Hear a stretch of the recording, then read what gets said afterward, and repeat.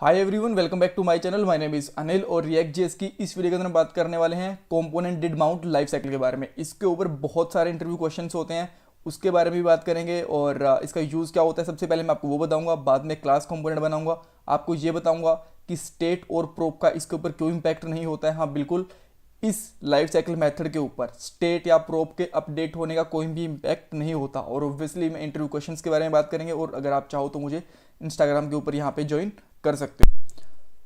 Start करते हैं। सबसे पहले मैं आपको एक डायग्राम दिखाता हूँ जो मैं आपको हर एक राउंड राउंड वीडियो के अंदर दिखा देता हूँ जब से हमने लाइफ साइकिल के वीडियोस बनाना शुरू करे हैं। राइट, देखो यहाँ पे माउंटिंग वाले जो कंपोनेंट होते हैं ना, जब हमारा कंपोनेंट बन रहा होता है, ये कंपोनेंट जब अपडेट हो रहा होता है और जब ये कंपोनेंट डिलीट या फिर हट रहा होता है, तब तीन फेज होते हैं। मैंने आपको बताया था पहली वीडियो में।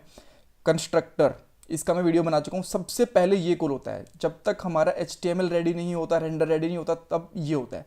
उसके बाद में हमारा रेंडर बनता है, उसके बाद में बनता है हमारा कंपोनेंट डिड माउंट। देखो इसके नाम से पता चल रहा है कंपोनेंट डिड माउंट, यानी कि जब हमारा कंपोनेंट माउंट हो चुका है। अच्छा, यहाँ पे माउंट का मतलब क्या है? माउंट का मतलब ये है कि हमारा HTML या फिर हमारी CSS जितना सब कुछ था, सब कुछ रेडी हो चुका है। राइट, उसके बाद में ये कॉल होगा। मान लो मेरा ये कंपोनेंट है, राइट, और इसके ऊपर बहुत सारा HTML वगैरह लिखा हुआ है, बहुत सारा कोड लिखा हुआ है, फंक्शंस लिखे हुए हैं। और जैसे मैं इसको रिफ्रेश करता हूँ, राइट, रिफ्रेश करने के साथ में ये 2-3 मिनट का टाइम लेता है। मान लो 2-3 मिनट तो ज़्यादा बोल दिया मैंने, 2-4 सेकंड का टाइम लेता है, उसके बाद में लोड होता है। तो ये वाला कंपोनेंट जब 2-4 सेकंड के बाद में सब कुछ लोड हो चुका होगा, उसके बाद में बनेगा ये वाला, उसके बाद में कॉल होगा। राइट, और मैं आपको ये करके भी दिखाऊंगा, कंसोल आके दिखाऊंगा कि सबसे पहले कंस्ट्रक्टर कॉल होगा, फिर रेंडर कॉल होगा और उसके बाद में ये वाला कॉल होता है। और कब कॉल होगा? जब भी हमारा पूरा का पूरा HTML डोम वगैरह सब कुछ रेडी हो जाएगा। राइट, सो ये आपको पता लग गया कि तब कॉल होता है। अब इसका यूज़ क्या है? इसका यूज़ होता है जब हमें API कॉल करनी होती है। मान लो कि मेरे इस पेज के ऊपर मुझे लिस्ट लोड करवानी है, यूज़र्स की, स्टूडेंट्स की, या फिर किसी चीज़ की भी। जब आप कोई, या फिर प्रोडक्ट्स की लगा लो, जब भी आप लोग कोई अमेजन वगैरह ओपन करते हो, रिफ्रेश करने में आपको बहुत सारे प्रोडक्ट दिखते हैं। राइट, तो ऐसी चीज़ों में जब रिएक्ट का कंपोनेंट डिड माउंट तब चलेगा जब कुछ HTML सब कुछ रेडी हो गया होगा और तब हमें जो काम करना होगा, जैसे हमें API कॉल करनी है तो हम वो इसके अंदर करेंगे। कोई भी हमें ऐसा ऑपरेशन जो हाइड शो करवाना है वो हम इसके अंदर करवाएंगे। कोई भी ऐसा ऑपरेशन जो हमारा HTML के ऊपर डिपेंड हो तब करवाएंगे। इससे पहले इसलिए नहीं करवाएंगे, पता चला कि हमारा HTML अभी तक रेडी नहीं है और हमने API कॉल कर दी तो कोड कहीं ना कहीं ब्रेक हो सकता है। हमने कोई और इवेंट परफॉर्म कर दिए, वो ब्रेक हो सकते हैं। तो इसीलिए जो चीज़ें हमें HTML के ऊपर डिपेंडेंसी रहती है तो वो हमें कंपोनेंट डिड माउंट के अंदर कॉल करनी चाहिए। राइट, और API इसका सबसे बेस्ट एग्जांपल होता है। ये मैं आपको क्वेश्चन बताता हूँ, एक इंटरव्यूज के अंदर बेसिकली पूछ लिया जाता है कि कंपोनेंट डिड माउंट का यूज़ क्या है। कोई एक यूज़ बता दो चाहे, तो आप उसको बता सकते हो कि API का कॉल करवाना एक इसका बेस्ट एग्जांपल है। जैसे आप पेज लोड करोगे तो API इस पर कॉल करवा सकते हो। क्यों? क्योंकि तब तक हमारा HTML डोम वगैरह सब कुछ रेडी हो चुका होता है।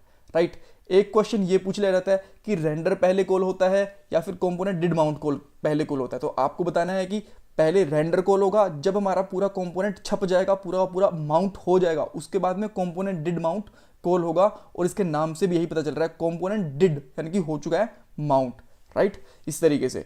और एक क्वेश्चन ये भी पूछ लिया जाता है, यहाँ मैं आपको दिखाता हूँ कंपोनेंट डिड माउंट और कंपोनेंट डिड अपडेट में क्या फ़र्क होता है। कंपोनेंट डिड माउंट तब चलता है जब हमारा HTML कंपोनेंट रेडी होता है, और कंपोनेंट डिड माउंट तब चलता है जब हमारी कोई स्टेट या फिर प्रोब अपडेट हो चुकी होती है। इसके ऊपर भी वीडियो आया नहीं है, वैसे वीडियो आएगा, मैंने आपको ये वाला क्वेश्चन बता दिया। तो इसमें हमारे 3-4 इंटरव्यू क्वेश्चन भी क्लियर हो गए हैं। और अब मैं आपको दिखाता हूँ इसका एग्जाम्पल कि ये कब कॉल होता है। राइट, और इसका स्टेट और प्रोब्स के ऊपर कोई इंपैक्ट नहीं पड़ता, ये भी मैं आपको दिखा दूंगा। सबसे पहले मैं क्या करूँगा, यहाँ पे मेरा एक app.js है, इसको मैं यहाँ पे क्लास कंपोनेंट में कन्वर्ट करता हूँ।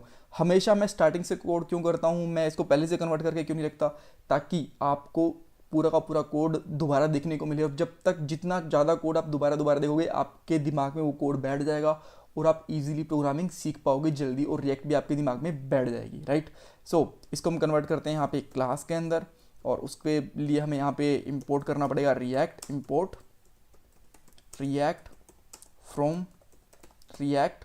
और यहाँ पे हम करेंगे क्लास ऐप एक्सटेंड, और यहाँ पे हम करेंगे basically react dot component. Right, और उसके बाद में हम यहाँ पे रिटर्न कर रहे हैं, तो रिटर्न हम डायरेक्टली नहीं कर सकते, इसके लिए हमें एक रेंडर फंक्शन बनाना पड़ेगा। राइट, और ये भी एक लाइफ साइकिल का मेथड होता है, मैंने आपको बता चुका हूँ इसके बारे में, लास्ट वीडियो बना चुका हूँ, अगर आपको देखनी हो तो आप देख सकते हो। ऑलराइट, तो अब मैं एक कंस्ट्रक्टर बनाता हूँ यहाँ पे इस तरीके से, राइट, सॉरी, इस तरीके से, और इसके अंदर मैं सुपर कॉल करता हूँ ताकि जब भी हम दिस यूज़ करें तो हमें दिस यूज़ करने में प्रॉब्लम ना हो। और उसके बाद में हम यहाँ पे कंसोल डॉट वार्न भी लगा देते हैं, और यहाँ पे लगा देता हूँ मैं कंस्ट्रक्टर। इससे क्या होगा, आपको पता चल जाएगा कि कौन सा पहले कॉल हो रहा है, कौन सा बाद में कॉल हो रहा है। और इसके बाद में मैं एक यहाँ भी लगा देता हूँ और इसमें लिख देता हूँ रेंडर, इस तरीके से, राइट। तो ये तो हमने लास्ट वाली वीडियो में भी सीख ही लिया था।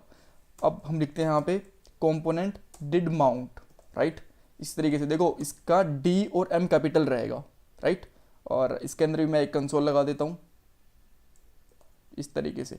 सबसे पहले मैं ये दिखा रहा हूँ कि सबसे पहले कॉल हो क्या रहा है।